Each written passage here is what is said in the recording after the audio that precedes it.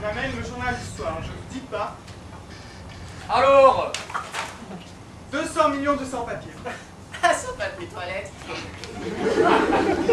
À l'occasion du conflit de l'usine France-Cellulose, c'est toute la France et la moitié de l'Europe qui se retrouvent sans papier. Sans papier toilette? Vous rendez compte du bordel qu'on a mis à nous tout seuls? Alors C'est vrai. Si le gouvernement a ramené cette... c'est qu'il ne peut plus attendre. Les Français sont impopulaires. C'est Montaigu qui jugé responsable de la crise. Sauf que la Solange, c'est une copine au début. Justement, elle a plus de chances de faire craquer. Eh bien moi, c'est comme les biscottes. Je craquerai bien. Ah bah tu sais, et tu dois être le patron. C'est pas. Une ex? Comment on propose là? La seule dans l'appartement? Alors, On dirait qu'ils s'engueulent.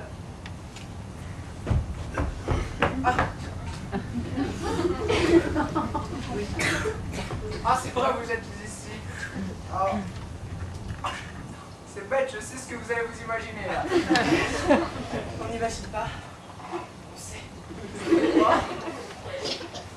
On sait que tu profites de l'absence de ta femme pour t'enfermer dans tes appartements avec ton ex. Comment savez-vous cela? on sait, pendant ce temps, toute la France et la moitié de l'Europe attendent qu'on se dîner, que l'usine ouvre à nouveau. Quelle honte! Batifoler alors que les travailleurs et les travailleuses en lutte contre les capitalistes. Je ne batifole pas, c'est elle qui... Donc ta femme va apprendre ça.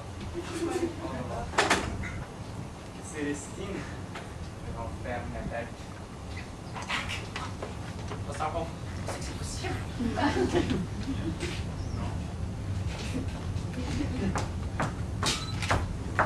Me voilà.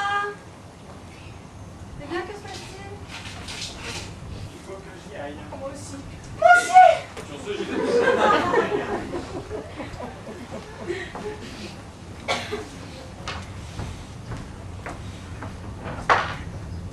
Eh bien, mon gendre, vous semblez nerveux. Moi, nerveux. Oui, non. Non. Oui. Non. Quoi? Je ne sais pas, moi. Nerveux d'avoir à négocier avec l'envoyé du Premier ministre. Eh bien, vous avez négocié? Il s'est enfermé seul à seul avec cette Solange pour négocier. Solange. Elle s'appelle Solange. Remarquez peut-être qu'ils ont simplement médité. Méditez. Il a tellement médité qu'il en est sorti en transe. Les cheveux broussailleux, la chemise démise. N'exagérons rien. Eh bien, mon gendre.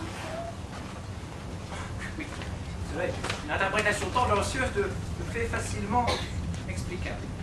Eh bien, allez-y. Expliquez. Très simple, il se trouve même que cet envoyé du Premier ministre se trouve être une ancienne fiancée.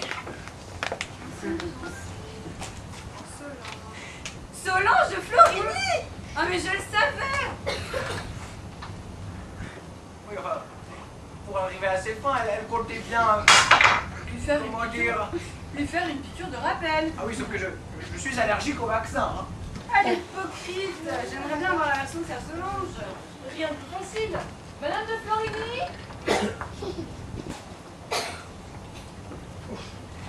Oui, me voilà. Célestine, vous n'avez pas changé, ma chère. On ne peut pas en dire autant de vous, ma chère.